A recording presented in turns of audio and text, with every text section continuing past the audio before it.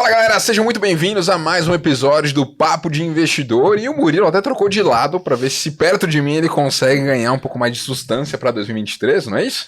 Não, já tá funcionando já, Rodolfo. O shape do pai conta. E aí galera, comenta aí, tá vindo ou não? Quero saber, hein? Parece que não, mas... Tá um pouco longe ainda. Ah, não sei, acho que o contraste tá muito grande. E olha só, do outro lado da mesa... Temos o Barba, né? Temos o Vinícius aí, com um convidado muito especial para a gente falar hoje sobre investimentos no mercado americano, que é algo que vocês estão pedindo bastante aí pra gente. Acho que 23 as pessoas estão se conscientizando disso. E Barba, com quem que nós estamos hoje aqui? Saudações investidores, estamos com o Léo. Irmão, Pô, satisfação demais, ter você aqui. Já perdeu o braço, já. Quase quebrou o braço do moleque. Preciso fazer força para não fazer muita força. Tá certo. Pô, Mas irmão, satisfação em ter você aqui. Obrigado. Muito obrigado por ter vindo. E cara, antes de começar, pra galera que tá te vendo agora, quem não te conhece, conta um pouco da sua história. Quem que é o Léo, o que ele faz? Qual Não, que é a e pegada? principalmente, né, essa família Fittipaldi, aquela que o brasileiro conhece. Pergunta de Fórmula mais 1 e feita. tal. Não sei. Não, tá certo, pô. Vai que é. Não, prazer enorme estar com vocês. Obrigado aí pelo convite. E, bom, a primeira pergunta todo mundo faz, né? Sobrenome. Na verdade, é primo da minha mãe. Não é tão próximo, né? Não tenho contato assim, mas gostaria de ter, claro, óbvio. Mas tá ali na família, no sangue. Então, a gente tem até... a gente consegue ir pra Itália, conseguir tirar o passaporte e evitar isso por lá. Da onde eu vim, né? Basicamente, eu comecei a... Eu sempre morei aqui na região aqui de Cotia, basicamente nasci aqui. E eu comecei a trabalhar muito cedo, com 18 anos mais ou menos ali. E eu sempre gostei de mercado financeiro. Sempre foi uma parada que, mano, eu sempre quis fazer. Só que o primeiro emprego que eu tive não foi no mercado financeiro em si. Eu fui trabalhar como atendente de caixa numa hamburgueria por uma semana, que era do Léo Picon até, que é aquela hamburgueria lá. Esqueci o nome agora. E aí eu fiquei uma semana lá, porque não sabia falar inglês. Aí chegou um cara lá também junto comigo, a gente tava meio que quem ia ficar no lugar. Aí ele sabia, não sabia, aí caí fora. Aí já foi um negócio que eu falei, não, pô, preciso melhorar esse inglês aí. E aí depois do meu segundo emprego, que foi comecei a entrar no mercado financeiro, eu trabalhei como jovem aprendiz no Banco Itaú. Então na agência mesmo, pegado, atendendo cliente lá na boca do caixa, vendendo, né, as coisas que Produtos financeiros legais. Mas beleza, tinha que vender, né? Falava, Fazia pô, parte. é bom pra caramba, né? Tinha que vender. Mas foi ali que eu comecei a, tipo, gostar e entender que, cara, teve uma história lá que foi muito legal, que isso fez mudar o entendimento sobre investimento também. Teve uma senhorinha que ela chegou lá pra mim e falou, Léo, me ajuda a sacar esse dinheiro aqui, né, na boca do caixa e tal. Eu falei, não, beleza, vamos lá e tal. E ela falou, Léo, esse é meu único dinheiro que eu tenho pra sacar, é o salário mínimo, na época acho que eram uns 800 e poucos reais. É meu único dinheiro, tal, é isso que eu sobrevivo, tal. Eu falei, pô, aí eu fiquei pensando, mano, imagina eu trabalhar minha vida inteira, chegar no final com 50, 60, 70 anos e sacar 800, 900 reais e é isso, sabe? Eu falei, mano... Aí foi a partir desse momento que eu falei, não, eu preciso mudar, fazer alguma coisa que ganhe muito dinheiro para que eu não precise se preocupar com isso nesse sentido, né? Então, eu acreditei que o mercado financeiro era a porta de saída. E aí depois eu fui subindo lá no Itaú. Fui virar estagiário lá no SEIC, que a gente fala, que é lá na Jabaquara. Comecei a trabalhar na parte administrativa lá.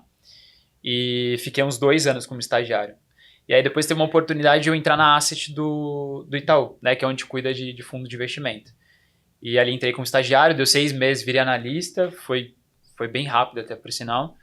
E, cara, ali foi onde eu tive maior oportunidade de conversar com as melhores pessoas, assim, por metro quadrado, assim. Pô, tô com dúvida de renda fixa. Assim, tinha um cara na mesa muito bravo que falava disso.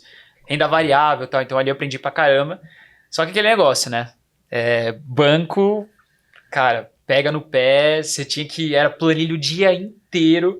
Aí começou a pandemia, né? Tinha que ficar em casa com planilha, rodando planilha, atrás de planilha. Não era um negócio que eu gostava muito.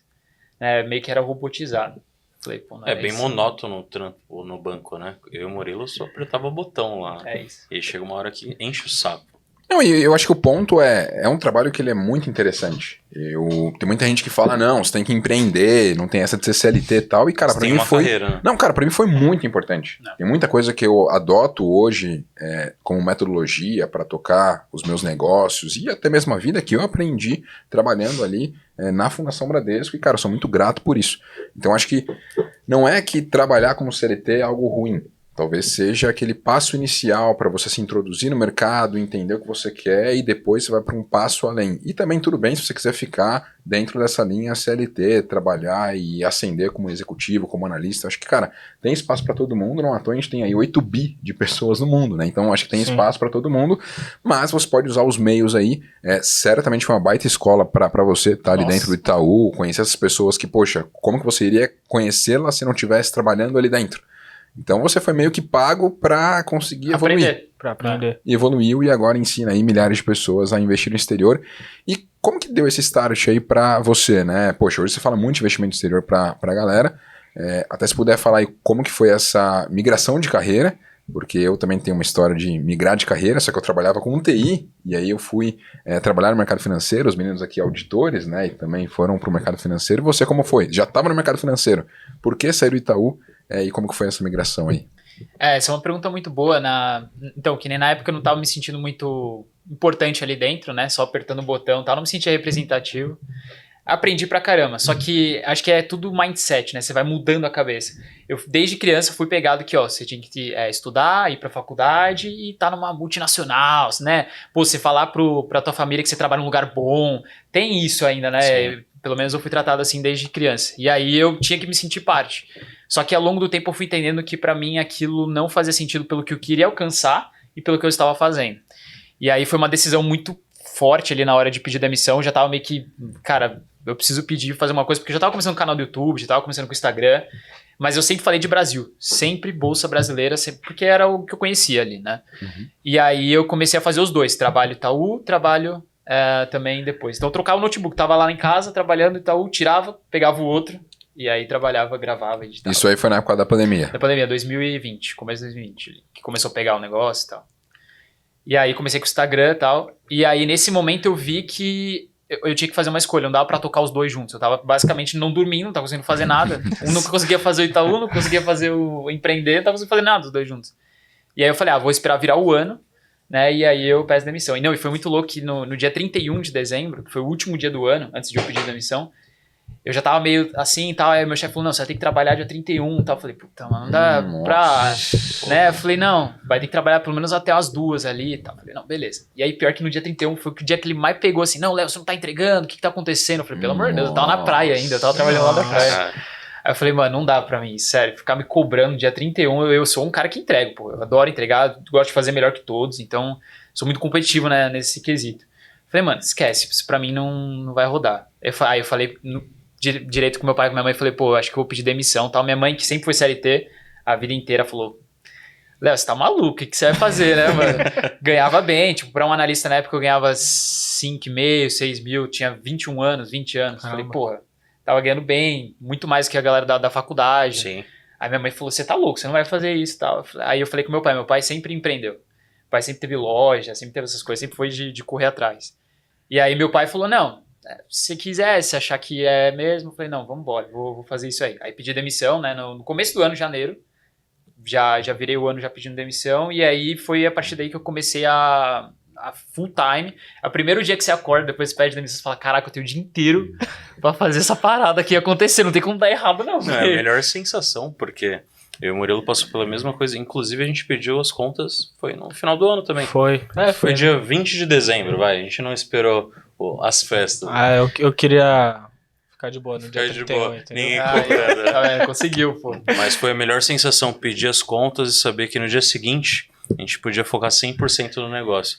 Mas a gente não teve o incentivo de ninguém da família, né? Você já teve do seu pai. Essa história de empreendedorismo do seu pai te ajudou bastante também a moldar o seu dia a dia, seu mindset. E até perguntar, a galera da sua família já investia, já guardava uma grana ou não? Nenhum deles investia, nenhum deles tinha um investimento, alguma coisa nesse sentido. Eu fui o primeiro a fazer isso. Mas meu pai sempre teve essa história de empreender, porque veio do meu avô, que tinha uma loja, ele começou a fazer loja também, começou a crescer. E eu sempre, desde criança, ouvia ele falar no telefone com funcionário, com sei lá o quê, com a parte financeira, como que funcionava. Então eu estava o dia inteiro ouvindo isso, né? Mesmo desde criança. Então era algo para mim que não era tão distante da realidade em si, né? E acho que foi por ali que eu comecei a entender que tinha um outro mundo além da parte CLT que vivia no dia a dia ali em si. E da parte de investimento exterior que você tinha perguntado, sim. isso começou quando foi pra me diferenciar mesmo no mercado que eu tava começando. Então eu já tava trabalhando full time na parte de YouTube, Instagram, já tinha pedido demissão, só que eu falava só de Brasil. Falei, pô, mas eu tô falando de Brasil, eu e um monte de gente também, né? Então eu não tava conseguindo me diferenciar, né, no quesito conteúdo, pelo menos no início. E aí eu vi que tava começando essa questão de investimento lá no exterior, revenue começando, tava mais fácil, porque antes era um negócio muito difícil, né? Você precisava de uma papelada gigantesca, dinheiro pra caramba, não era pra todo mundo. E aí foi nessa hora que eu falei, pô, não tinha ninguém que falava de investimento exterior, que fazia vídeo de canal, que vendia algum produto pra isso, que ajudava a galera a investir lá fora. Não tinha. E aí eu falei, pô, se tinha um outro, falava um pouquinho, tá, mas não full falando disso. Eu falei, não, vou mudando aos poucos, vamos ver. E aí foi o pessoal aceitando, entendendo, vendo que era um diferencial. E aí eu comecei a crescer nesse lado de, pô, o Léo é do investimento exterior, o Léo é o que conhece o investimento exterior. E é isso que eu queria ser conhecido, porque ninguém falava, então eu entendi que era uma possibilidade. E pior que casou, né? Porque investir lá fora, você tem diferencial, né? Você tem muita opção de investimento, você tem um mar gigantesco e isso que falou, caraca, eu consigo ter muito mais oportunidade do que aqui no Brasil, então ficou muito mais fácil para eu me adaptar e também trazer isso como conteúdo. Foda. E nessa sua jornada, quando você começou a criar conteúdo na internet, o que você foi sentindo mais ali do público que te acompanhava? Principalmente eu acho que nessa questão de investimento no exterior, tipo, uma galera ficava meio receosa, tipo, às vezes já nem tem muito conhecimento sobre investir no Brasil, né? E aí para investir no exterior, e ainda tem uma galera que olha assim, eu não manjo nada de inglês, né? Você sentiu essa dificuldade do público que chegava ali, e principalmente como que você fez para quebrar essas objeções? Né? Tipo assim, gente, não precisa de inglês, né? Como você falou, pô, a Avenue estava já entrando aqui no mercado, então já teve ali uma grande facilidade nessa questão de comunicação, vamos dizer assim. Como que você trabalhou nessa forma para trazer tanto mais conhecimento para a galera e quebrar essas objeções? Teve várias objeções no início. A primeira delas que mais todo mundo falava precisa ter muito dinheiro. Né? Isso aí, porque você imagina dólar, você imagina que você tem que ter muita grana para começar. Então esse já foi o primeiro quebra-paradigma que eu comecei a trazer pra galera, falando, pô, com $5, $10 você começa a investir e pôr um pezinho lá fora. Apesar de que não é aquele negócio muito grande, você não vai estar estourado lá fora, mas é um jeito de você começar. A segunda dúvida que a galera tem até hoje é a questão de inglês, né? E esse quando eu comecei lá fora a investir, a parte de sites até hoje é tudo em inglês. Você pegar, cara, sim. Hoje Status Invest está começando a trazer, você tem alguns em Fundamentei, mas antes era só site gringo mesmo, e aí você tinha que saber inglês. Só que aí com o tempo o Google Tradutor, né, começou a ficar bom. Então eu instalava meio que ali no Google, a extensão, ali, né? Uhum. Ensinei isso pra galera, a galera, pô, agora tá fácil, né? Fica mais... Então acho que essa foi um paradigma muito grande também. E a outra que também absurdo que a galera fala é a quantidade de opção, né? Então a galera começa lá fora e aí fala, nossa, tem McDonald's, tem Johnson, P&G, tal, começa a colocar tudo na carteira, tudo. Aí já peguei gente que mandando no começo a carteira com 70, 80 ativos lá fora. Eu falei, mano, como que você consegue acompanhar tudo isso? Já deixou velho? de ser diversificação, né? Começou a pulverizar. E mais do que isso, né? Quando chega aí a declaração de imposto de renda, essa pessoa tá... Coitado do contador. Coitado do contador, né? Ou se a pessoa é o próprio contador, aí que vai ficar legal, né? Porque pegam em algumas corretoras que era taxa zero e tal, todo mundo comprava ali $5 de um ativo, cara. Depois o trabalho operacional que você tem ali, colocar no carne-leão o dividendo que você recebe, colocar lá em bem de direito cada uma das linhas era difícil, mas assim, não. Se fosse agora, em 2023, para ponderar para as pessoas o porquê investir no exterior, quais são os principais atributos aí que te fazem pensar em investir lá fora? Primeiro aqui não tem como a gente deixar de falar, né? Que é a política, a economia, e a galera entende que, independente do que a gente tá vivendo hoje, a gente sempre viveu... A economia não tá boa no Brasil? Problema político? Como assim? Como assim? O que é isso, né? O que tá acontecendo? Nunca teve corrupção aqui no Brasil. Brasil? Nem existe a palavra. Primeiro mundo, né? Tranquilo. Potência mundial. Estados Unidos está em segundo lugar, não é isso? É um Estado democrático de direito, né? Isso. Não, mas é que é verdade. Não tem censura essas paradas. Você fala o que você quiser nas redes. Não é assim ou não? Se o podcast cair agora, você já sabe. O Murilão não tomou um bloco esses dias no direct, não? Não, foi tranquilo. Não, foi tranquilo, pô. Entendi. Então, mas voltando lá, agora voltando para a realidade. Então... Não, mas uma coisa que eu sempre falo, o Brasil, ele tem muita chance de se tornar a potência gigantesca, porque eu falo, a galera que eu conheço que empreende, tem muita cabeça boa aqui no Brasil, só que sempre tem barreiras de fiscal, questão tributária, que você vai mexer no produto ou outro, e isso dificulta muito a vida. É o que a gente fala, né? Para o empreendedor aqui no Brasil, o certo seria não colocar barreiras. Você não precisa adicionar coisas pra gente. Não, só não coloca barreira na nossa frente que a gente vai conseguir fazer as coisas acontecer. Mas não é isso. Vão colocando barreira, falam que as pessoas que são ricas, né, não são as que ajudam as pessoas, não são as que trabalham, né? E você vê que grande parte dos empreendedores hoje no Brasil são as pessoas que têm oficina, que têm alguma coisa ali pequena, e que é o que mais trabalha, mais de 16 horas, 20 horas por dia. Então, no meu ver, Brasil, mano, se não tivesse muitas questões assim de tributação, essas Burocracia. Burocracia. ia explodir, ia ser a primeira potência, certeza. Não, Eu sempre acho isso. É o que a gente sempre fala, né? Se o Estado, pelo menos, não atrapalhasse a gente... Já estaria ajudando muito, né? Fez um monte de imposto, mas enfim... Você falou que o primeiro ponto que te faz investir no exterior é a questão política e fragilidades que a gente tem aqui no Brasil. O que mais? Essa é uma delas, né, que historicamente sempre se provou aqui bem instável, né, então a galera acaba procurando os tipos de moeda. E é aí que a gente entra na outra.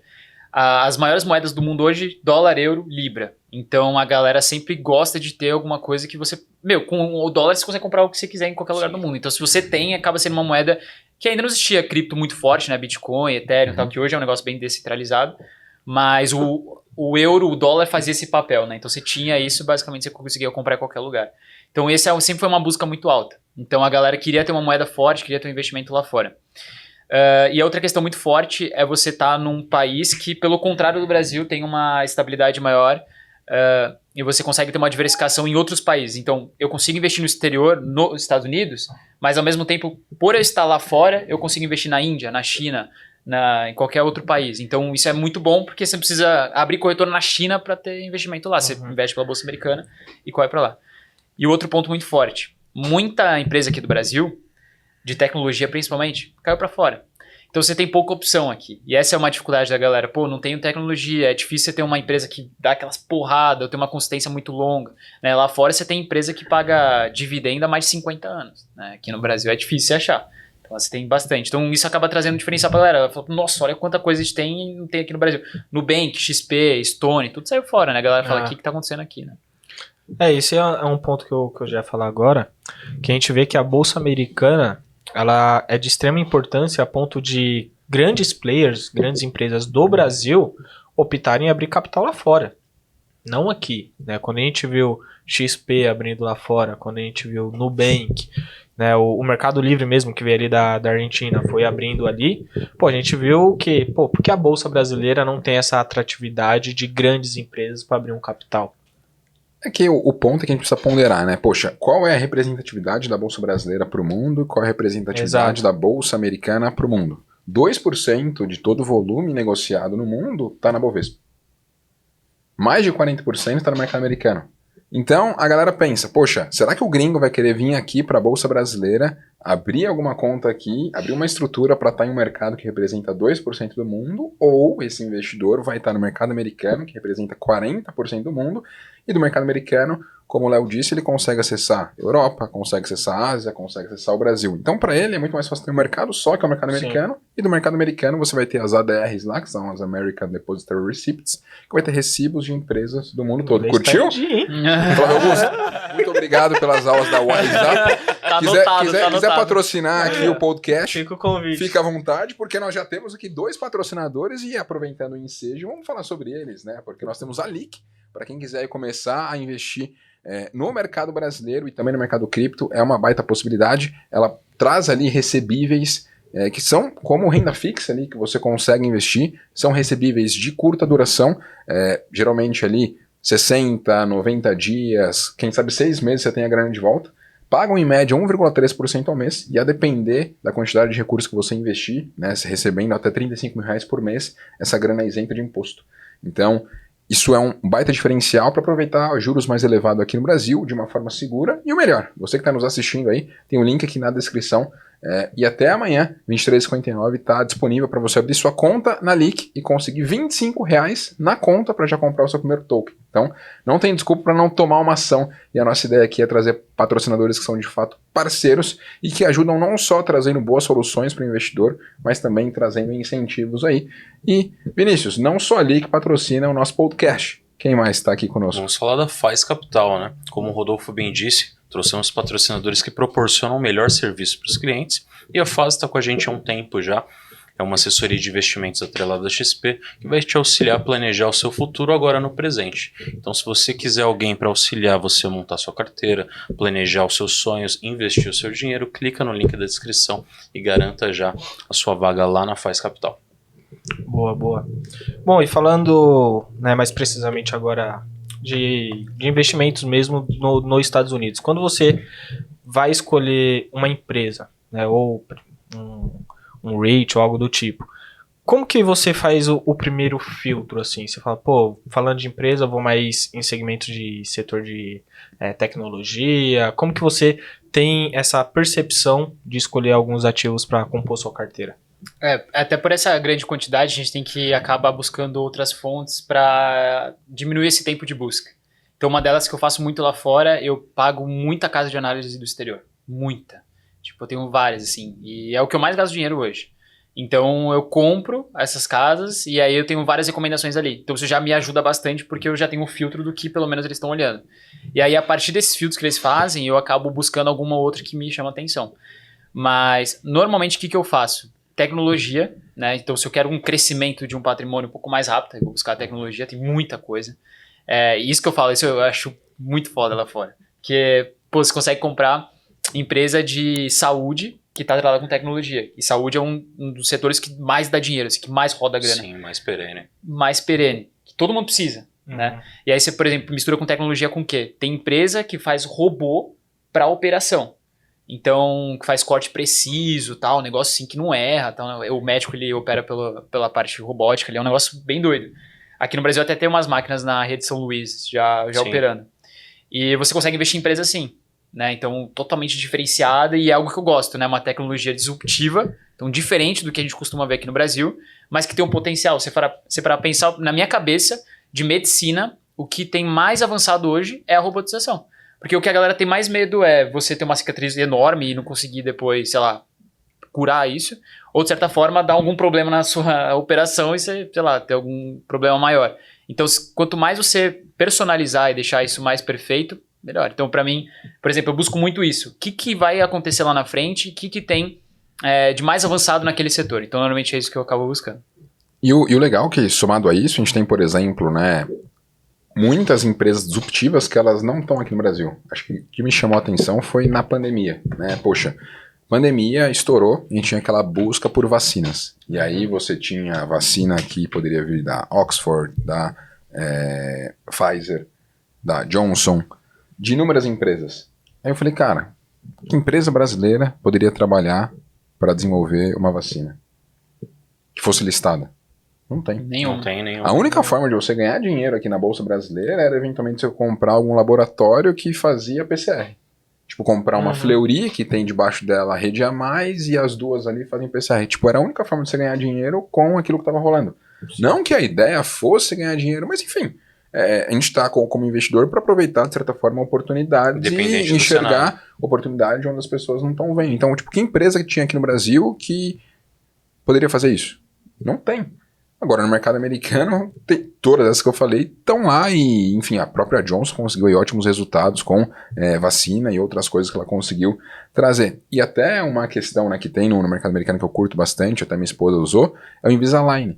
Então, muita gente aí, ao invés de usar o aparelho fixo, eu usei o aparelho fixo, cara, fiquei acho que 5, 6 anos com a parada aqui no dente, não podia comer chiclete, tudo que comia ficava grudado.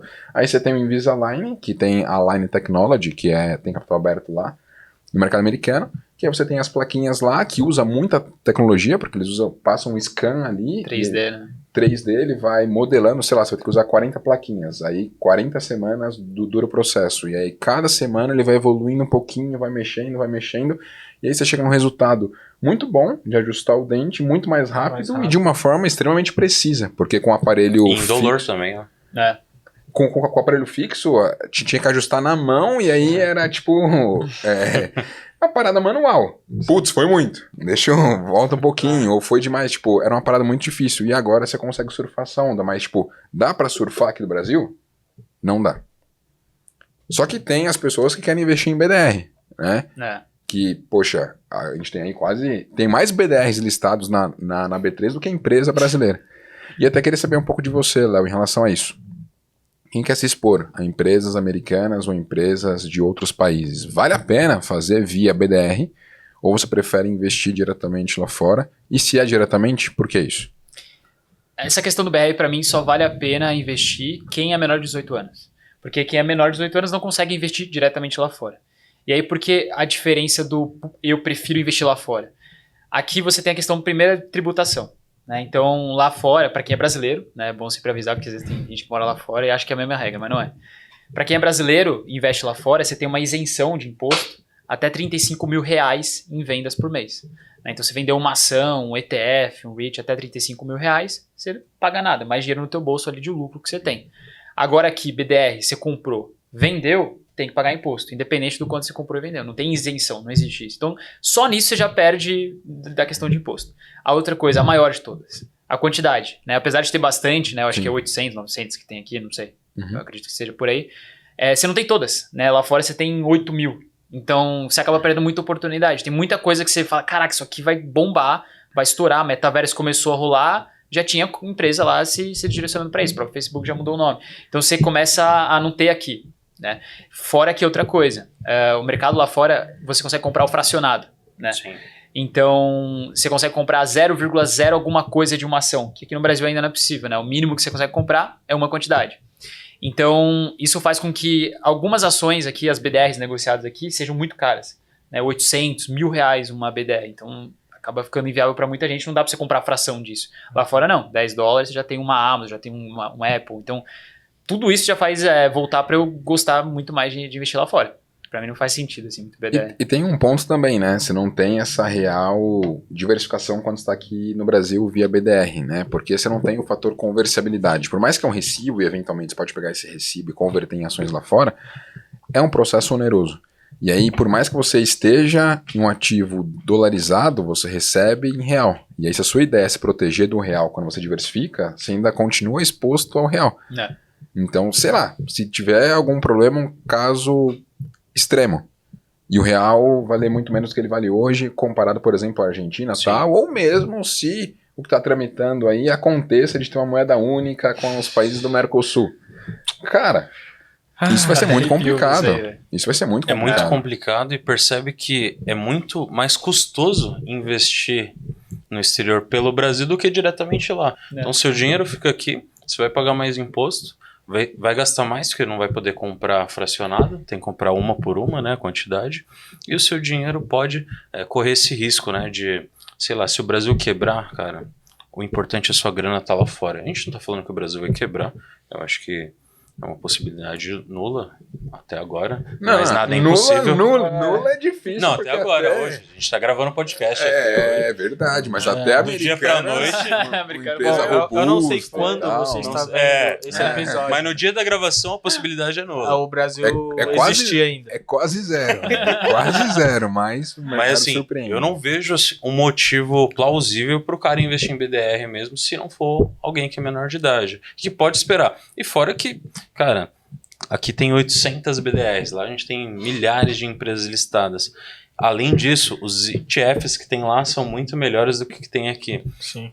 Fora os REITs também, né? A gente estava falando, é melhor investir lá fora do que aqui. Lá o Rodolfo é um especialista nisso, e a gente sabe que tem muitos ativos lá do mercado imobiliário que aqui, em relação a fundos imobiliários, a gente não tem, né? Opções. Aqui a gente tem mais o quê? Laje, hospital. É isso, não, lá fora o que é legal assim, né, porque, tipo, às vezes você quer se expor a um grande empreendimento aqui no Brasil. Você consegue, de certa forma, se expor. Se eu quiser, por exemplo, comprar uma participação do shopping Cidade de São Paulo, que tá na Avenida Paulista e tal, você pode pegar um fundo imobiliário que é o XPML11, cara, ter ele ali. Só que, tipo, fundos imobiliários grandes aqui no Brasil, eles vão ter 20, 30 imóveis, tipo, isso são... Estourado. Irmão, Top do top. Ele é o a que mais parada monstra. Agora você vai pros REITs, que os REITs surgiram na década de 60 no mercado americano. E os fundos imobiliários em 93 aqui no Brasil. Então, os REITs que inspiraram os fundos imobiliários aqui. Só que lá fora os REITs, eles funcionam como uma trust, né? Então a grande ideia deles é não ser um fundo fechado como um fundo imobiliário, ele poder se alavancar. Então, por poder se alavancar e nos Estados Unidos ter um juros estruturalmente muito baixo, Sim. eles conseguiram crescer muito. E lá você tem REITs com 1.000 imóveis, que pagam dividendos crescentes há mais de 25 anos. É outra pegada. E aí você consegue, por exemplo, curtir... Fui lá para Nova York, curtir Nova York. Qual é um dos principais símbolos de Nova York? Empire State Building. Tem o REIT e SRT que você compra um pedaço do Empire State Building. Tá bom pra você? Você acha que o Empire State Building vai cair? Vai subir o King Kong lá e vai derrubar a parada? Não vai. Eu acho que é melhor, Não vai. fica melhor do que ter um pedacinho do shopping aqui da Grande aqui do lado. Né? Bem É mais legal valorizado. ter Brasil. Mas quando você tem essa possibilidade de ter um mundo, não tem por que ter só Brasil. Eu acho que não é um é ou o outro. Exatamente. É outro, né? Isso. Esse é o ponto, tipo, eu vejo que hoje na internet eu vejo muitas pessoas falando, só vou investir tudo no exterior ou só no Brasil, né? Ou só em cripto, ou só em renda fixa, mais precisamente. Eu sempre falo o seguinte, mano, aproveite a oportunidade de cada ativo, né? De cada local. Então, pô, se tem grandes oportunidades para investir lá fora, cara, vai lá e coloca uma parte do seu dinheiro. Né? Se bolsa brasileira tá barata, vai e coloca um pouco. Cripto, né? A gente tava até falando antes aqui de iniciar o podcast. Diversas oportunidades. E não ficar nessa um ou outro, né? O Vinícius sabe que direto... Mano, isso é quase todo Calma, dia. Tá bravo. calma. Eu recebo lá na caixinha de perguntas. Murilo, ações ou fundos imobiliários? Investir só no Brasil ou no exterior? Eu falo, irmão, não tem uma regra dizendo, só coloca lá fora. Né? Por enquanto. Não tem, só coloque no Brasil. É igual um carro, Por motor ou enquanto. freio? Ué, Acelera ou freia? Não, calma, irmão. Acho que Pode dá pra ser usar um os dois. dos dois, né? Hoje não precisa tanto de embreagem, mas... É, o Murilo usa os dois. Né? Ele usa os dois junto, né? Os dois, junto, já era. Dirige Aí... com os dois pés. E puxa o freio de mão, aí é um drift. Desafio do Punta jogo de ataca, 3. punta ataca. Jeito novo, esse bom. hein? Loucura, Isso é bom, loucura. Entendeu? loucura. Mas esse é o ponto. Tipo, mano, você pode utilizar, né? Pode aproveitar todas as oportunidades a seu favor. Não precisa se fechar em uma única coisa. Não, e até mesmo a gente, né? Acho que a gente tá há tempo suficiente nas redes sociais pra entender as modas que são criadas, Sim, né? Eu me lembro ali, por exemplo, em 2019, que tudo subiu, seu ano que, cara, a galera usava a camiseta 100% renda variável. Tipo, a galera batia no peito, é 100% renda Bovespa variável. 300 mil pontas. Não é? É. Aí você via lá em 2020, renda fixa a 2% ao ano. Cara, quem tinha renda fixa era louco. Renda fixa? Tá tirando? Até Faz março, sentido né? nenhum. Até março de 2020. Tá de sacanagem? Tudo renda variável, bolsa tá estourando. Aí depois veio o cripto, né? Poxa, teve halving ali do Bitcoin e tal, depois de 20, cara, não, é só cripto. B3 morreu. Não, o pessoal Meu B3 falava, morreu? o pessoal falava. Mercado tradicional já era. era só Eu cripto. ia pra evento cripto e eu sempre falava, né, Rodolfo, vamos pra bolsa, que investe na bolsa, mas investe também em cripto. Nossa, galera, só faltava vaiar Puta, tudo, é porque verdade. bolsa, como assim bolsa? Eu sou cripto, centralizado, Nada. bolsa. Imposto é roubo, tudo. E aí, tipo, você vê que agora essa galera que passou por esse processo tá muito mais conscientizada e sabe que, tipo, não é uma questão de moda. E agora tá muito em pauta essa questão de investimentos no exterior, só que pra mim não é uma questão de moda, é uma questão de, tipo, você se conscientizar que se você vive em um país emergente, que é o Brasil, que é, por exemplo, a Argentina, que é uma Venezuela, que é Afeganistão, tipo, todo mundo tá ciente, por exemplo, de que a moeda ali tem problemas. A própria Nigéria, 25% da população da Nigéria usa cripto hoje porque a moeda de lá tem muitos problemas. Então, se você tá exposto a um país que não tem como moeda corrente uma moeda forte, como o que o Léo falou, dólar, euro e libra, cara, você tem que pensar em investir fora. Tipo, não é uma questão, será que eu faço isso? Não Pra é mim tem mais que ser- a questão de luxo, né? Tipo, eu acho que entra até numa questão de necessidade pra você proteger seu patrimônio. Exatamente. Exato. Tá ligado? Porque, E não tipo, chega a ser luxo porque é mais barato, inclusive. Isso. Hoje a gente tava falando que o Léo mencionou. Pô, hoje é muito menos burocrático pra você investir no exterior. Né? Eu acho que quando eu fui ouvir falar sobre investir no exterior ou algo do tipo, cara, como eu não tinha nenhum conhecimento, isso era 2017, 2016, sobre investimento no exterior, pra mim era ir numa casa de câmbio que tinha lá no shopping, você paga um spread absurdo, Super Shopping Osasco. tá ligado? Ia lá. E comprava dólar, pra mim era isso. Uhum. Né? E hoje a gente vê que esse mercado financeiro, mais precisamente o exterior, evoluiu muito aqui no Brasil.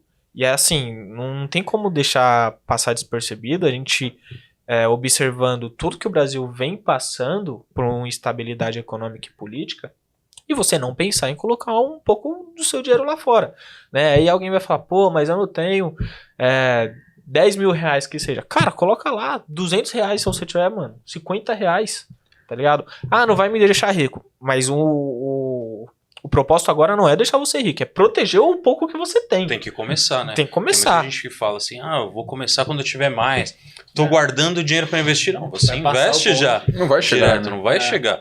Inclusive, a gente até tem uma coisa que a gente fala que o dinheiro ele foi feito para ser direcionado para algum local. Se você ganha 10 mil por mês, 1.000 por mês, e você achar que você vai deixar um pouquinho aqui até ele acumular para você começar a investir, tá errado. Já investe direto, comece com o que tem, que lá na frente você vai ver isso crescer.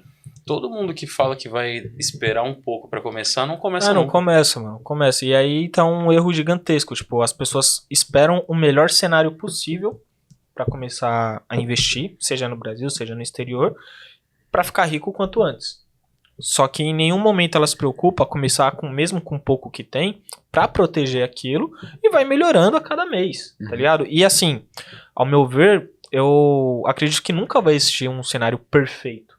Enquanto você tá vendo, tô investindo em bolsa, a bolsa tá subindo. Tá bom, mas tem alguns ativos aqui dentro da bolsa brasileira, mesmo na época que tava subindo, tava caindo. Tá ligado? Então, tipo, não vai existir um cenário perfeito, até no exterior também. Mas o ponto é, você ter o conhecimento necessário para escolher os melhores ativos ali para compor sua carteira. Tem a questão do câmbio também, né? Que isso é o que mais pega. Era exatamente o que eu ia te perguntar, né? Poxa, isso, dólar acima dos 5, vale a pena se expor ao exterior agora? Por que a galera faz essa pergunta? Porque todo mundo viveu uma época em que o dólar custava 2, 3 reais. Então você sempre compara o passado. Pô, ali dava 2 reais, 3 reais. E quando falava naquela época, ela vai virar 5, 6 reais, mas nunca que entrava na minha cabeça ou na cabeça das pessoas que ia acontecer isso algum dia. E quando acontece, a gente, queria ter comprado mais barato, né? E aí eu sempre faço essa questão, né? A gente sempre tá comparando os preços anteriores. Mas se você olhar lá na frente, quanto que você acha que vai estar? Você acha que o dólar vai custar 5 reais daqui 3, 4, 5 anos ainda? A maioria das pessoas respondem, não. Eu acho que vai estar 7, 8, 9 reais. Então por que você não compra agora? É porque já custou 3. Mas se você não comprar agora por 5, vai chegar a 8, você vai reclamar. Mas já custou 3. Tá bom, irmão. Não custa mais. Custa 5. O bagulho vai custar 7. Você quer comprar 5 ou vai comprar 7 lá na frente? É que o brasileiro adora pedir desconto, né? Acho que vai conseguir no câmbio também, mas não adianta. Não, e o ponto é, o que você faz com essa grana uma vez que você tem dólar, né? Acho que é o preço do ingresso. Eu quero ir pro mercado americano, você tem que fazer o câmbio. Só que depois de estar no mercado americano, ele é um mercado que ele cresce muito mais que o brasileiro. Tipo assim, se você pegar os últimos 5 anos, levar em conta o IVB11, que é um ETF que nós temos na Bolsa Brasileira, que replica o retorno em real das 500 maiores ações americanas, então pega o retorno das 500 maiores ações americanas e pondera também a variação do câmbio nos últimos 5 anos. E pega o principal índice aqui do Brasil, que é o Ibovespa, que tem ali as 70, 80 maiores empresas do Brasil, tinha até americanas, mas não faz mais parte. Você vai ver que nos últimos 5 anos o Ibovespa entregou algo próximo de 40% de retorno em 5 anos. Você vai ver que o mercado, que esse ETF, o IVB11, que representa o mercado americano em real, entregou 140% em 5 anos. Então, tipo, às vezes as pessoas pensam, nossa, mas o mercado americano ele é muito maior, no Brasil ele é menor, tem mais possibilidades. Cara, olha o que você faz no mercado americano uma vez que você está lá dentro. As pessoas elas não ponderam isso. Tipo, em qualquer cenário que você pegar retorno do mercado americano versus o mercado brasileiro, de 5 anos para trás, 10 anos para trás, 15 anos, 20, 25, 30, todos os cenários o mercado americano ganha. Todos os cenários. Não é uma questão de, às vezes, pontualmente, quando, por exemplo, teve o Lula 1 ali, teve o boom das commodities e tal, o Brasil foi muito beneficiado, cara, foi muito específico, que o boom da commodity, muito dólar entrando, fez com que ajustasse. Mas, cara, não vá pegar um cenário base e achar que a exceção é regra, porque não é. Então, quando você tem esse tipo de conhecimento, que é muito do nosso objetivo aqui, cara, não tem mais como você pensar, será que eu invisto no mercado americano? Você fala, cara, por que eu não tenho mais grana no mercado americano? Esse é o ponto. Aí você ganha no câmbio e na valorização do investimento lá fora, né? 2 vezes, né? Se sobe. A chance é grande. E tem um ponto também, né, Léo? Só desculpa, Barba.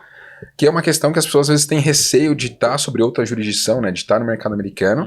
Só que a gente tem muito mais proteção investindo no mercado americano do que estando aqui no mercado brasileiro. Por exemplo, se uma corretora brasileira quebrar, tem um mecanismo aqui chamado de MRP, que é o mecanismo de ressarcimento de prejuízo. Então, se você tinha uma grana lá numa corretora X e ela quebrou, e você tinha até 120 mil reais em conta corrente, que vieram de dividendos, ou você vendeu uma ação e liquidou da B3, recebeu a grana, você consegue até 120 mil reais ressarcir esse dinheiro. Agora, se mandou um TED, um Pix para essa corretora e ela quebrar, já era. Porque é só o que vem dos investimentos, né? Isso. Não aquilo que você colocou lá. Porque assim, a custódia você muda, porque é a B3 que faz a custódia. Então você vai para uma outra corretora e funciona. Mas o dinheiro em saldo da conta, ele só garante 120 mil se é oriundo de investimento. Se você mandou TED para lá e tal... Se tava no corrente lá... Já era. Agora, no mercado americano, nós temos aí a FINRA e nós temos o SIPC. Como que funciona aí o SIPC para que a galera entenda e quais são as proteções de quem investe lá fora? O ICPC é como se fosse o FGC aqui no Brasil, né, que a galera fala. Então, ele vai cobrir para você caso alguma corretora venha a falir. Todos os ativos que você compra lá nos Estados Unidos, eles já são colocados no teu CPF, vamos dizer assim. Então, já é muito difícil já dar problema nesse quesito. Mas caso venha acontecer, o SIPC cobre até $500 mil, né, e até 250 mil em dinheiro. Então, é muita grana. Você parar pra pensar, tem que ter muito dinheiro lá para alguma coisa a mais acontecer e você perder esse dinheiro. Então, é um valor muito alto e representativo para muita gente. Você vê, é um mercado bem maduro, tem essa ferramenta de proteção. Inclusive, a gente tem mais qualidade em relação às informações das empresas. A gente estava falando de Americanas, né? A gente tem uma divergência contábil, a empresa está em recuperação judicial, e lá nos Estados Unidos a gente tem empresas do varejo também, como a Amazon, que é um business que não é igual, lá é outro nível, mas lá nos Estados Unidos, na auditoria, por exemplo, a gente não audita só os números, a gente audita os processos, né? A lei Sarbanes-Oxley garante que cada processo das empresas listadas na Bolsa Americana, na SEC, elas tenham que ter pessoas capazes, pessoas competentes, e ainda não permite que pessoas façam ações e aprovam ao mesmo tempo, né? Então, quando você audita até os processos internos dos controles da empresa, você faz com que aquele número lá para o stakeholder ver tenha mais credibilidade. Então, no Brasil, a gente não tem isso. Então, além de mais segurança e mais qualidade, não tem por que não investir lá fora. Né? Como é bom estar com pessoas inteligentes, né, Oriana? Eu tô aprendendo aqui com o Vinícius, olha só. Isso aconteceu por causa do caso Enron, né? Foi uma das maiores fraudes aí que aconteceu no mundo financeiro / contábil. E por isso que a informação do auditor é importante. Aí vão pegar e falar, mas não tinha auditor aqui no Brasil? Cara, Brasil, a gente sabe como que funciona o Brasil. Infelizmente a gente não tem certeza e garantia de todas as coisas, por isso que a gente tem que tomar cuidado e diversificar. Mas quando a gente vê um mercado lá fora que é mais maduro, que sofreu, no caso o Enron com a Arthur Andersen, que hoje está mais protegido, por que não copiar e não replicar o que faz lá fora, né? Uhum. E a gente vê quando fala-se, né, do mercado americano, né, mercado financeiro, e eu sempre gosto de aprender com os maiores investidores. Né, e a gente viu uma das conferências, né, acho que de 2 anos atrás, o Warren Buffett falando. O tio Buffett. Nunca aposte contra a América. Nosso brother. Né? Nosso brother. Parceirinho. Então, se você vê que um dos maiores investidores do mundo, né, se não o maior, né, a gente vê o cara falando, mano, nunca aposte contra nós, que nós é pica no bagulho. Então você vai falar, irmão, vou estar junto com os caras, né? Se não pode contra os caras, vai junto com os caras. Agora, quem já falou sobre isso em relação ao mercado brasileiro? Aí já tem muita coisa a se pensar. Você bate no peito? Não aposte contra o Brasil. Pensou 2 vezes falar. Não, mas bate assim, no peito, Rodolfo. Não, se fosse pensar nos brasileiros, como o Léo disse, cara, o brasileiro, o empreendedor brasileiro, ele é único. Isso, eu tô falando do mercado financeiro. Agora, quando a gente pensa em quem toca o país, aí, putz, não vou colocar minha mão no fogo por ninguém. Porque lá nos Estados Unidos, o grande ponto é todo mundo é progresso. Cara, eu quero progresso, eu quero viver o sonho americano, eu quero progredir na vida, eu quero ter acesso, tipo, é uma questão bíblica, eu quero desfrutar do que há de melhor nessa terra. E, cara, todo mundo com salário mínimo lá nos Estados Unidos consegue viver bem, a pessoa se ajusta. Tipo assim, pensa um iPhone, né? É que as pessoas, elas são muito de converter, mas tem que pensar na moeda deles, como eles recebem lá. Poxa, $1.000 você compra um iPhone, então tipo, um salário mínimo você compra um iPhone. Sempre foi $1.000, né? Aqui todo ano aumenta 5 mil. E aqui? Quantos salários? Quantos salários mínimos pra comprar um iPhone? E a galera ainda compra, né? A galera de quebrada compra iPhone ou não? Parcelado, divide, compra. né? Compra parcelado. 24 vezes nas Casas Bahia sem juros. Caraca. Na Não é quebrada propaganda pra Casa Bahia, mas já fiz. 24 vezes? Caraca, velho. Mas eu acho que se comprar na Americanas agora vai ter um desconto. Né? Pra pagar com AMI? Eu só não sei. Aí tem um cashback com a AMI. Aí você ganha um Kit Kat. Aí ganha um Kit Kat de cashback. Não, Não, mas. os Estados Unidos lá chama também muita gente, né? Todo mundo, pelo menos quando você conversa com uma pessoa ou outra que quer uma faculdade muito top e tal, o cara pensa Harvard, Stanford, tudo Sim. lá fora. Então, você vê que já chama muito pessoa inteligente lá fora. Então, o cara às vezes é inteligente aqui no Brasil, mas ele não tem oportunidade, o que ele vai fazer? E ele prende lá também. Vai pra lá. Então, e você tem uma galera que tá num conjunto lá com a mesma vibe, né? Com a mesma ideia de querer crescer, a chance de Eu vejo um E o mercado- meio influencia muito. Sim, O certeza. meio Isso, influencia muito. exatamente. Vocês, É por isso que eu ia exemplo, falar agora. favelado investidor. Vocês estão na favela? Não, atualmente não. a gente saiu de lá. Por quê? Porque a gente cresceu financeiramente e um ambiente também ajuda, né? A ambiência muda também, né? Se você pegar os empresários, as rodas de conversa lá nos States, é diferente. Você foi pra lá, sabe que lá ninguém demoniza o dinheiro, não demoniza o progresso do outro. E aqui acontece muito isso. Então, quando você muda de ambiente, a possibilidade de prosperar é muito maior. É claro que você comentou agora há pouco, pô, mas querendo ou não, o empreendedor brasileiro ele é foda, porque ele é mais resiliente, o Estado dá na cabeça dele todo mês. Só que mesmo assim, a gente vê o cara que às vezes é um pouco menos foda do que um empreendedor que você conhece aqui, mas por ter recursos diferentes, um ambiente melhor, ele vai performar melhor. E aí os seus investimentos vão render mais. É complicado outra a gente... claro que a gente não vai ficar comparando. Os Estados Unidos é melhor que o Brasil. Lógico. Não tem... Não vamos comparar. É melhor. Mas a gente tem que entender que cada um que tá aqui no Brasil consegue fazer o melhor que pode e você consegue colocar sua grana lá.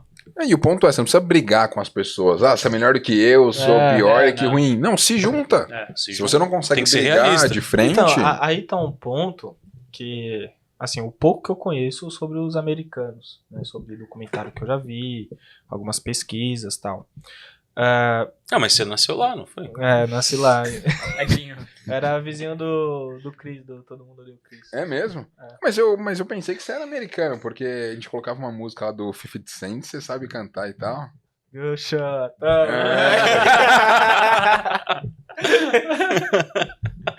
Não, mas voltando. Cara, a gente vê que a cultura americana é muito diferente, tá ligado? Tipo, só de a gente ver que essa cultura, ela tem uma influência gigantesca até na parte financeira das pessoas, a ponto de não menosprezar o sucesso do outro, mais de 60% da população americana investe em bolsa, né? Então, você vê que essa cultura vem sendo passada em gerações, e quando você falou até das universidades, cara, e quando a gente olha os homens mais ricos do mundo, pelo menos alguns deles largaram essas faculdades. Olha o nível, tipo, porra, já é uma das melhores faculdades do mundo, mas o cara é tão monstro que abandona pra focar no empreendimento dele. Só que a gente não vê até então um papel muito fundamental do próprio Estado como um todo. Eu não estou falando nem só de Lula ou Bolsonaro que passou, mas estou falando do Estado como um todo, de querer investir nisso e falar, mano, vamos fomentar o empreendedorismo, tá ligado? Vamos evoluir essa cultura de, pô, para de menosprezar o outro e faz seu sucesso a ponto de você ter recurso financeiro para ajudar o outro também a ter o dele.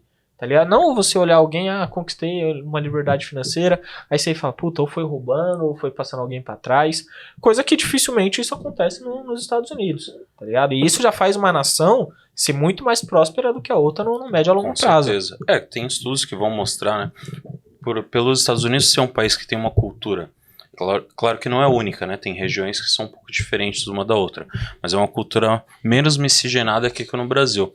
Como o Brasil tem uma cultura de diversos povos, de muitos emergentes, imigrantes, a gente fica difícil fomentar que todo mundo pense na mesma linha, todo mundo seja pró-crescimento, que é o que acontece lá.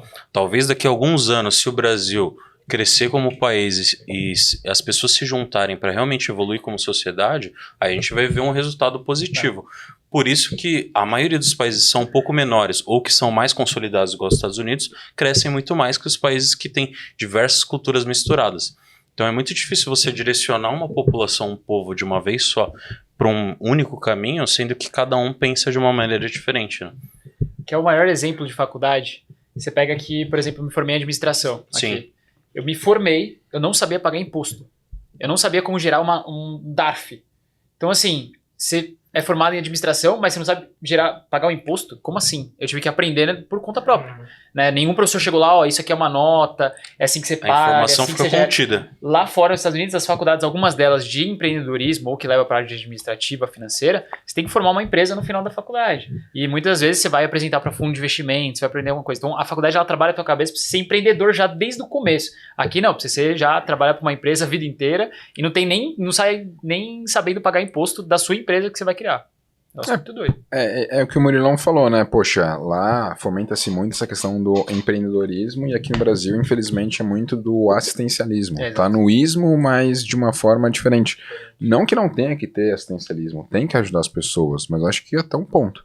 Senão a pessoa ela se acomoda e não vai progredir. Tipo, os Estados Unidos foi um dos países que mais pagaram para as pessoas ficarem em casa em meio à pandemia.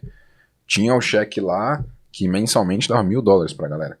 Tanto que, por exemplo, a gente sentiu muito problema nos Estados Unidos aí, mais recentemente, tipo, eu fui em outubro pra lá a última vez, e aí eu ia no Starbucks, eu ia num outlet, uma loja da Adidas e tal, todo lugar tava lá, now hiring, tipo, todo mundo tava contratando, porque entre a pessoa trabalhar ali no Starbucks, trabalhar como atendente na Adidas e tal, pra ganhar $1.000, e ela ficar em casa ganhando $1.000, ela vai fazer o quê? Então, tipo, isso foi algo que sentiu nos Estados Unidos e, tipo, eles viram que esse assistencialismo, ele não vai ser interessante. A pessoa, ela pode se tornar improdutiva. Evidentemente, cada caso é um caso. Tem pessoas que não conseguem produzir. É uma coisa. Você vai auxiliar. Né? Mas até que ponto você não tem que ajudar a pessoa? Tipo, é igual aos seus pais. Se sua mãe pagasse ali um salário pra você ficar em casa, você até agora ia estar morando com ela. Suave, irmão. Não ia? Jogando videogame e tudo mais. Tranquilinho. E acabou. Agora, 23. como você teve restrições e você queria algumas coisas, você teve que se desenvolver pra atingir essas coisas que você queria e isso te levou para um outro patamar. Te fez evoluir. E o empreendedorismo foi essa porta. Sim. Então acho que no Brasil a gente tem que mudar algumas coisas aqui que, de novo, tem que ajudar o pobre? Claro que tem. Mas precisa ter um fim, tipo, precisa ter um plano de ação que, beleza, ó, eu te ajudo aqui, mas você vai evoluir aqui, você vai entender disso daqui, para que a gente possa ir para um outro caminho, porque muita gente falava, poxa, a questão que falta no Brasil é educação. Educação. Vamos de FIES e tal, colocar muita gente na faculdade, é isso que vai resolver. Quantas pessoas vocês conhecem, ou mesmo do nosso ciclo de amizade, que se formaram com a gente, que tem uma faculdade, mas não tem emprego? Porque se não tem uma economia boa num país, se não tem regras ali que fomentam essa questão, de que adianta ter pessoas formadas se a economia não está bem? Sim. E fora que formadas sem know-how específico da área, né? O cara se forma em ADM, contabilidade e economia, e realmente ele não sai um economista, né? A gente aprendeu contabilidade de fato trabalhando na KPMG, no banco. Você aprendeu administração, com certeza uma parte no Itaú lá. Você também no Bradesco. Sim, então, isso aí. é complicado a gente falar de, falta estudo, vamos ajudar as pessoas, sendo que o estudo também é ruim. E assim, eu acho que no assistencialismo a gente tem que ajudar só quem é miserável, cara. O cara é miserável lá, ele não consegue fazer nada. Essa pessoa precisa de ajuda. Agora, a pessoa tem acesso à internet, tá vendo esse podcast, eu vou ter que dar dinheiro para ela? Não, você tá acessando informação para aprender. Use o que você tá aprendendo para fazer dinheiro e se cuidar de fato. Acho que tem que ter autorresponsabilidade. Como eu falei, se a pessoa estiver em situação de miséria, ela não vai conseguir dar um passo. Mas a partir do momento que deu um passo, o segundo, o terceiro, o quarto, a pessoa tem que levantar e dar sozinha. Esse ponto é muito importante, porque assim, eu mesmo sou a favor do Bolsa Família. O que eu acho errado hoje é como ele é aplicado. Então, tipo, ele é executado numa maneira de que a pessoa vai depender daquilo pro resto da vida. E é essa parte que eu acho que tá errado. Então, assim, infelizmente no Brasil existe uma parcela que é o que o Vinícius falou, tá em extrema pobreza e, tipo, não consegue sair dali. Essa pessoa precisa de uma assistência financeira, né? Seja para se alimentar, se paga um aluguel, algo do tipo. Mas isso, na minha opinião, tem que ser algo temporário e tem que ser aplicado de uma maneira que dê o poder para ela sair dessa situação. Exato. Então vamos supor, sei lá, a pessoa recebe, que era o que eu tava falando, Auxílio Brasil, R$400, R$500. Cara, eu acredito que esse não é o valor que vai fazer a pessoa sair dali. Eu acredito que deveria ser mais. Por exemplo, sei lá, talvez um salário mínimo, mas a ponto de que em 3 meses ela consiga fazer um cursinho, que às vezes até um programa mesmo do Estado, nessa parte de educação, e que tem um programa de ela arrumar um trabalho lá na frente. Isso. E a partir do momento que ela é contratada, ó, tá aqui, ó, registro na carteira, tal, experiência, tudo certinho, esse auxílio, ele é cortado porque ela já tá dependendo do salário dela. Deveria colocar metas pessoais para quem está recebendo auxílio, Entendeu? né? Ó, você está recebendo agora, você está endividado, se organiza, faz dinheiro, arruma um primeiro emprego, aqui acabou. E se a gente desse mais dinheiro, mas por menos tempo, ia economizar no final. Sim. A conta ia fechar. porque o ponto não é dinheiro. Eles acham que só exato. dá dinheiro pra resolver. Isso, não é. o A cabeça ponto não- é... Você A viu as cabeça não muda. pessoas que, poxa, ganharam um BBB, ganharam na loteria? Quantos são os casos Dinheiro de pode dar pessoas 15 que milhões, não vai ganharam? mudar nada. A É maioria. Perde. Teve um mano da quebrada Olha lá. aqui, que foi no Big Brother. Bom, falar que o cara ganhou uma grana e tal, mas, tipo, se tivesse uma educação financeira, ou até mesmo, vou contratar uma empresa pra investir minha grana, uma assessoria, algo do tipo, com certeza estaria bem melhor, tá Aí, ligado? acho que virou Uber depois, né? Foi algo assim. E não menosprezando, mas é o menosprezando ponto. quem é Uber, mas Teve uma passou dinheiro na mão. oportunidade. Teve um ápice Passou um ali. dinheiro na mão, tá ligado? Coisa que eu acredito, né, que possivelmente eu acho que não acontece isso com uma certa frequência nos Estados Unidos. Porque eu acho que a cultura, a educação, o berço financeiro lá é muito mais forte pra pessoa lidar com o dinheiro. E os exemplos. Você vai ter, tipo, hoje, aqui no Brasil, você ter próximo de você pessoas bem-sucedidas é muito difícil. Tem que pagar. Tipo, da minha família, eu fui a primeira pessoa a concluir faculdade. Tipo, da minha família, porque 2. 3. a minha avó, ela era faxineira, por parte de mãe, não tinha pai. Por parte de pai, o meu avô era mestre de obra, mas não tinha faculdade, a minha avó era professora, então, tipo, da minha geração, eu fui a primeira pessoa. E aí, tipo, evidentemente que a ideia é progredir para que a próxima geração que vem a partir de mim se torne ainda melhor. Mas, tipo, olha que complicado isso daí. Então, a gente tem que olhar para isso e talvez trazer essas discussões que ajudam a entender até por que investir em outros mercados, né? Até porque olhar para os Estados Unidos e afins e tem forma, inclusive, né, Léo? Até queria que você compartilhasse isso com a galera, que é mais fácil de investir. Lá fora que é você comprar a cesta de ativos, que é você comprar ideias de investimentos, porque aqui no Brasil a gente está muito acostumado eu quero investir em tecnologia, eu tenho que escolher aqui, porque se eu tenho 5 opções na bolsa, eu escolho uma. Se for boa. Vai lá na Sinqia. Do varejo aqui. Acabou. Do varejo não aqui. veio outro na minha cabeça. Então, No varejo não tem. Não, o Tinha, setor. virou pó. Setor financeiro. Putz, tem ali algumas tal, às vezes eu vou escolher. 5 bancos. É banco. Eu preciso escolher entre Bradesco, Santander, Itaú, Banco do Brasil e tal. Mas, poxa, no mercado americano eu consigo comprar todos de uma vez. Então eu queria, Léo, que você falasse sobre isso, né? Sobre os ETFs que existem lá no mercado americano e por que ele pode ser muito inteligente, né? O próprio livro, A Psicologia Financeira, acho que um dos livros mais lidos, o ano passado, o autor, né, Morgan Housel, fala muito sobre isso, né? Sobre fazer investimento de uma forma mais simples e o ETF ele ajuda muito nisso, né? Uma pergunta que a galera sempre faz é, pô, Léo, posso só comprar o ETF, né? Você acha que vale a pena? A galera sempre acha que a ação que é o que dá mais rendimento e qualquer outra coisa não vai valer a pena. Mas não, o ETF ele vai te ajudar, você não tem muito trabalho, você compra um ativo, você tem vários ali dentro, você não precisa ficar estudando, analisando balanço e tal. Então, o que eu gosto do ETF, principalmente lá fora? Investir em setores que eu não conheço muito.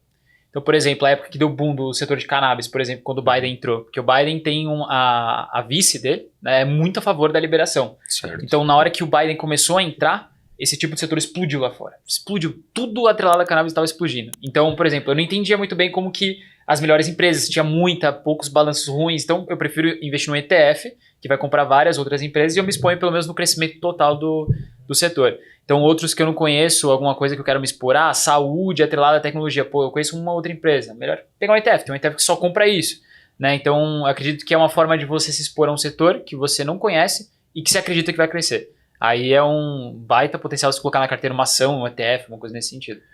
Ou mesmo se você conhece, mas tem tantas opções lá fora que você fala, irmão, não... Porque pensa comigo, né? Quando você faz o stock picking, pelo menos pra mim, né? Quando você escolhe ali e seleciona os ativos, cara, você corre um risco específico da empresa, que enfim, a gente falou algumas vezes de Americanas, mas tipo, olha ali um exemplo. Tinha na carteira de vários e vários investidores. Só que, poxa, teve ali um baita problema que, por mais que era uma varejista, você perdeu muita grana de uma só vez. Talvez se tivesse diversificado ali em Magalu e Via Varejo, perdeu também, mas não nas mesmas proporções, né? Ia perder também, mas não ia perder tudo. Mas, por exemplo, se eu quero investir em tecnologia, tem lá o ETF QQQ. Sim, Cara, sim. ela tem as 100 maiores empresas de tecnologia listadas no Nasdaq, que é a principal bolsa de tecnologia por lá. Cara, não tem muito o que errar. Você compra a tese. E aí, poxa, alguma empresa começou a perder espaço de tecnologia, saiu do índice Nasdaq 100. Beleza, automaticamente ela sai de lá e vai entrar alguma outra. Tem empresas que estão ganhando espaço, ela vai entrar nesse índice. Então, tipo, você compra uma ideia que você tá ali naquele setor inteiro. É uma ideia diferente que aqui no Brasil a gente tem os ETFs que acompanham alguns índices tal, que tem Índices muito amplos, muito não amplos, específicos. não como específicos. esses. Agora, se a gente pega o tema mesmo em si, fora que alguns pagam dividendos também, né? No Brasil Isso. não paga. Você vai ter esse acesso melhor e é o que você falou, Rodolfo. Fazer stock picking com milhares de empresas é diferente do que escolher 10 aqui no Brasil que tem menos, né? E fora que os setores que você não conhece, até os que você conhece, você vai poder se expor. Às vezes você pode ter um ETF de um setor, tipo de tecnologia, e mesmo assim ter a ação daquela empresa de tecnologia para se expor mais ainda nela, porque você gosta do case, né? Porque tech, cara, tem muita coisa nos Estados Unidos. É mas você tem. pegar a Microsoft, você pegar a Meta, você pegar a Google, você pegar Exatamente. PayPal. Cara, tem Netflix. muita coisa ali. Netflix, a própria Tesla acaba fazendo parte ali também. E aí também tem outras coisas que eu gosto de investir lá, como por exemplo, China. China é gigantesca. A gente tem aí quase um quarto da população mundial tá por lá, né? Um quinto, um quarto tá por lá. 20% de toda a população da internet tá lá. Só que tem algumas peculiaridades. Por exemplo, não existe Amazon na China. Tentaram, não deu certo. Não tem Microsoft assim na China. Tentaram e não rolou. Eles não usam WhatsApp. Não tem tanto Instagram. Então tem muitas empresas próprias que eles utilizam de lá. Só que são empresas que elas alimentam 20% da população mundial da internet. Então, tipo, eu não sei qual empresa da China vai dar certo. Eu não sei se vai ser Alibaba e afins. Se vai ser a JD.com ou outras empresas. Tencent. Eu compro um ETF, que é o ETF QWeb, não é uma recomendação, é só a título de exemplo para vocês. Um ETF que ele tem as 40 maiores empresas de tecnologia do mercado chinês lá. E o mercado chinês, vocês são auditores, acho que é um pouco complicado de bater número, né? De entender o que tá rolando lá. Obscuro o negócio. E até mesmo ir pra lá não é algo... conseguiram achar das americanas, né? Imagina lá na China. Até mesmo ir pra lá não é algo tão simplório, né? Tipo, você vai pros Estados Unidos, você consegue ter um feeling melhor de como tá a economia americana, tal, as empresas Não dá lá. pra você não sente pisar tanto. e dar uma olhada de como que tá. Né? Mas aí, por exemplo, eu não quero ficar de fora da China porque, poxa, é um dos países aí que mais cresceu nas últimas décadas. Eu quero estar exposto à China. Só que eu não quero comprar um ativo só. Então eu compro um ETF, uma ideia de investimento que de forma ampla eu estou exposto a isso. E os Estados Unidos em si sempre teve uma rifa com China, né? Uhum. E agora estão sentindo que não dá para eles ficarem dependendo só da China. Eles têm que correr atrás de outra coisa, porque senão se a China falar, vou cortar um negocinho aqui, para eles a produção O inteira impacto é grande. zoa ali. Então você vê agora, por exemplo, a Apple já correndo para a Índia, que é um outro país também que tem uma população enorme, você consegue uma mão de obra barata, e também é um país que você pode se expor por meio de ETF também. Então, eu não conheço nenhuma empresa da Índia, mas tem ETF que compra várias de lá. Então, é uma alternativa que você pode ter. E eu acho que essa migração cada vez vai ser maior, né? Eu acho que cada vez mais os Estados Unidos vai querer depender menos dos outros. Até mesmo o Biden está incentivando muito a produção interna. Então, as próprias empresas Intel, Microsoft, Apple estão ganhando muito com isso porque o próprio Estados Unidos está fomentando essas empresas. Não falou, não depende mais da China. Senão, se eles falarem, não quero mais mandar nada para vocês, acabou, vocês vão quebrar ou vão ter que vender menos. Então, Índia, por exemplo, está lidando bem com isso agora. Eu acho que cada vez menos vai depender de outros países e aí você pode se expor rapidamente por meio de ETF também. Quem lembra de comprar aquela chuteira da Nike? Cara... Com o símbolo da Adidas, né? Não! Não! Lembra uma época que tinha aquela Aí Total é foda. 90? Total 90. Tinha amigo meu que comprava da China que era Total 09. Invertia a parada. E aí, como você levava lá Total pros amigos? 09. Não, essa aí Total 09. essa é original, né? Edição A limitada. 09 é do Fenômeno, a 90 é do Gaúcho. É Já vinha isso. pro Brasil. É diferente. Tinha isso, né? Mas não tem jeito. Mas a China realmente vem crescido bastante nesses últimos anos. como o Murilo falou, né? Dos tênis lá. Inclusive, a gente já vendeu algumas coisas, né? A gente tinha um dropshipping manual, né? Arcaico. A gente vendia raiz. sem estoque, Arcaico mas não, tinha que ir lá raiz. buscar o produto. Pra mandar. Entendeu a logística? Não. Essa é boa, hein? Mas, ó, Léo, O chinês é foda. E assim, o que eu queria ver Claro. com o Léo, se você já teve algum erro muito grande investindo nos Estados Unidos, ou se você só errou no Brasil e lá nos Estados Unidos a ideia é investir só em ativos grandes e você tá bem seguro, tá com resultados legais. Porque a galera também que vai começar a investir, colocar grana lá fora, precisa ver que, pô, vai correr risco, mas tem gente que fica com medo, né? Pô, meu dinheiro vai estar lá fora, será que eu vou perder? Não vou? O que eu faço? Não, eu sei que não é a mesma mentalidade de Brasil, mas tem algumas coisas que é parecido, as pessoas podem replicar, né? Uma coisa que tem que tomar cuidado lá fora, que eu errei nisso no começo, é você entrar em hype, que a gente fala. Lá fora é muito fácil você ter hype de algumas coisas. Então o metaverso está surgindo, aí já surge empresa de metaverso, a galera começa a comprar. Esse é o maior erro, porque aconteceu isso com cannabis, a galera começou a comprar, eu, por exemplo, também. Esse foi o pior case que eu tive, que eu perdi muita grana, uns 50%, 40%. Caramba. Na queda, não saí antes, mas foi um erro que eu aprendi, falei, nunca mais vou fazer isso, porque é aquele momento, né, todo mundo tá falando, você quer participar, o efeito manada, e acaba querendo comprar. Então, acho que esse é o maior cuidado que você tem que tomar lá fora, não entrar em hype, que tem muito, toda hora tá surgindo, mas, pelo contrário, você consegue expor empresas como Coca-Cola, McDonald's, que é algo que eu gosto de fazer na carteira, que é difícil dar errado. Você tem dividendo ali sendo pago todos os trimestres, tem uma consistência muito grande, tem P&G, Johnson & Johnson, empresas muito boas pra você ter na carteira, não tem erro. Então, acho que assim, o cara que tá com medo por conta disso é só ir pelo básico, o clássico. Compra empresas grandes que não vai ter erro, vai estar sempre rentabilizando ali muito bem. E falando de empresas, se pudesse falar aí um top 3 de empresas que você analisa tal, não em caráter de recomendação, evidentemente, mas para que as pessoas muitas vezes conheçam o negócio, né? Porque, sei lá, a gente fala de Netflix. As pessoas estão acostumadas a assinar ali, ou eventualmente, né? Tem aquele trabalho de um amigo assina e aí... Gato. É o quê? Na quebrada ninguém assina, Não, acho que ninguém nem assina agora. Não? Os caras compram o Zap da China. Tem lá no... Enfim, tem inúmeros assinantes. Tem inúmeros assinantes no mundo todo. Muitas vezes tem bilheteria, né? Não bilheteria, mas quantidade de views muito superiores àquilo que você vai num cinema. Porque, poxa, a pessoa tem que se locomover até o cinema e, cara, o Netflix acessa aí de onde você quiser. Poxa, muita segurança, muita gente ali tem um trabalho mais braçal e tal. Às vezes tá ali com Netflix, alguma parada pra passar tempo também, afins, então acho que é uma parada bem interessante e talvez eu não entenda muito sobre o negócio. Quantidade de assinantes tem ali, o tamanho, né? Porque acho que o que é legal do mercado americano é isso. Você tem tamanhos de empresa absurdos e empresas que são muito representativas no mundo. Me fala uma empresa brasileira que seja muito representativa no mundo. Cara, você vai ter que fazer investidor. É isso, mas você vai ter que fazer um baita trabalho assim, né? Você falou rápido porque você tá dentro, né? Mas uma galera de fora é um pouco mais complicado. Agora, você pega uma empresa não fizemos IPO ainda, galera. americana, uma Apple é muito representativa, Microsoft, tudo é muito representativo. Então, 3 empresas aí que a galera poderia estudar aí pra 23. Eu gosto muito da Costco, que é uma empresa rede de supermercado, né? Só que lá fora pegou muito bem isso porque é uma rede de supermercado por assinatura. Então aqui tem o Sam's Club, né? Sim. Que, cara, eu não achei muito legal. O brasileiro não se adaptou muito bem, você vê que não foi um negócio que expandiu muito rápido. Mas lá fora é o que mais tem. Então você tem esse supermercado por assinatura, você paga ali, sei lá, acho que eu não lembro exatamente o valor, é bem baixo, representativo pelo que eles ganham ali. E eles têm acesso a vários produtos mais baratos, atacadão, você tem desconto, você tem algumas coisas que você pode consumir lá dentro. E é algo que o americano adora. É uma empresa muito boa, super recomendo. E é aquele negócio, né? Momento de crise, ninguém deixa de ir no mercado. Né? Se você já paga uma assinatura anual, você vai deixar de ir naquele mercado? Não vai. Então eu gosto bastante. Uma segunda que eu tenho olhado muito forte, essa poucas pessoas conhecem, que chama InMode, que é o ticker INMD.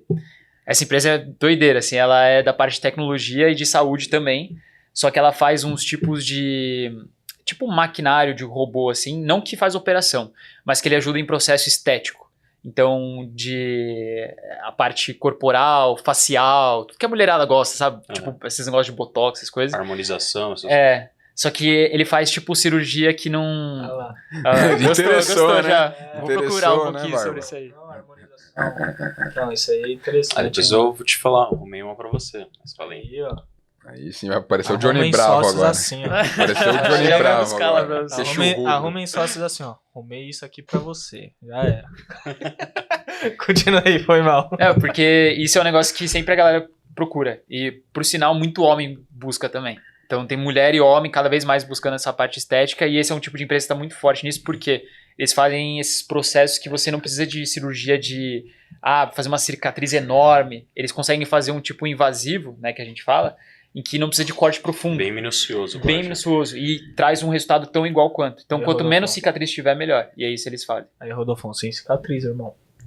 Cicatriz. É que tem muita cicatriz de agulha ali no Rodolfo. Tá usando emoji. Olha aí. Sem cicatriz, Rodolfo. Essa é a segunda. Minucioso. Então. Minucioso, Rodolfo. Vacina, não tem que tomar dose de reforço? Tem. Então. Entendi. Tá sendo vacinado toda semana, né, Rodolfo? Tá precisando reforçar muito aí? Tá com a imunidade baixa? Tá com a imunidade baixa. Você sabe que tem mutação de vírus e tal, né? Você tem que ir se ajustando, não tem jeito. Eu não sei se vira jacaré, mas um dinossauro tá quase virando. Dinossauro, pô. Aí, galera, o pessoal tirou pra zoar aqui, né? Mas é isso, né? Prego que se destaca é martelado, não é? Não, momento bom. Mas vamos lá. Coach, Agora a terceira, né? Você falou de duas aí, Costco, falou de NMD. Pra fechar. Vou falar um bancão grande que eu gosto, que é do Canadá, que é o Royal Bank. A gente tem o JP Morgan lá fora, né, que é gigante, Sim. que é o maior banco americano. E tem um dos maiores bancos canadenses, que é o Royal Bank. Então, pouca pessoa conhece, é um banco tão bom quanto, e eu acho que super vale a pena, paga dividendo alto, tem uma representatividade muito grande lá no Canadá, e as pessoas às vezes não conhecem porque foca só em Bank of America, JP Morgan, que é o que todo mundo fala. Wells Fargo e tal. Não acaba bem lá fora, então esses três. E, Léo, recado final aí pra galera, né? Enfim, quem quer começar a investir no exterior e tal, como que você ajuda as pessoas também em relação a isso, né? Poxa, o seu canal tem muito conteúdo de valor aí que ensina as pessoas tanto plataformas como ideias de investimentos aí. Deixa aí suas redes com a galera para que eles possam te acompanhar e até mesmo o que você oferece para eles aí, para eles aprenderem sobre esse mercado. Bom, pessoal, comecem a investir no exterior, não deixem para depois. A gente vê essa questão do dólar cada vez tende a subir mais, inflação lá fora é muito menor do que aqui no Brasil, não tem o porquê você deixar de investir lá fora. Renda fixa, muito boa lá também, a gente tem coisa pagando 6%, 7% ao ano em dólar, que são os bonds, né? Eu explico também bastante isso lá nos meus canais, eu acho que é algo que todo mundo está procurando. Redes sociais pode buscar por Léo Fittipaldi, tanto no Instagram, tanto no YouTube também, que tem bastante conteúdo. A gente está criando agora uma research focada 100% no exterior, então o nosso foco é não vamos falar nada de Brasil, não vai ter B3, não vai ter nada. A gente só vai pegar empresas que às vezes as pessoas não conhecem, trazer para cá em português. Então todo mundo vai conseguir entender, todo mundo vai ter uma recomendação, um preço-alvo, alguma coisa ali. É algo que não tem. Você tem umas casas de análise hoje que tem Brasil e exterior, mas não tem nenhuma que é só exterior, né? Então o nosso foco é esse, a gente está começando a criar agora, pegando bastante analista. Então quem quiser ter essa oportunidade também de ter alguns ativos diferentes, então pode fazer parte lá da Dollarame, que é a nossa empresa que a gente está construindo a research lá fora. Boa. Nessa sua casa de análise, pretende patrocinar algum podcast? Com certeza. Se vocês estiverem abertos, a gente pode conversar já. Então, Por essa, acabando o episódio, a gente vai ter uma reunião. Você tem alguma casa de análise do exterior que te patrocina? Não. Então a gente vai ser a primeira. Ó. Comi uma vez na cara. Vou bater igual o Barba aqui, né? Finalizar Aí bem. não. Ficar sem braço. Então, mas agora então vamos passar a reunião para mim que a gente fecha. A burocracia fica comigo, né? Claro. Enfim, Nosso Léo, correspondente muito oficial. obrigado por ter vindo no nosso podcast. Obrigado, vocês. Foi legal. Muito foda. Muito top. Para quem tá assistindo, não deixa de curtir, compartilhar. Vai ter o canal de cortes na descrição para você acompanhar e todos os links das redes sociais minha, do Murilo, do Rodolfo, do Léo, para vocês acompanharem mais conteúdos no dia a dia. Então, pessoal, muito obrigado. Esse foi mais um Papo de Investidor. Até a próxima. Valeu. Valeu.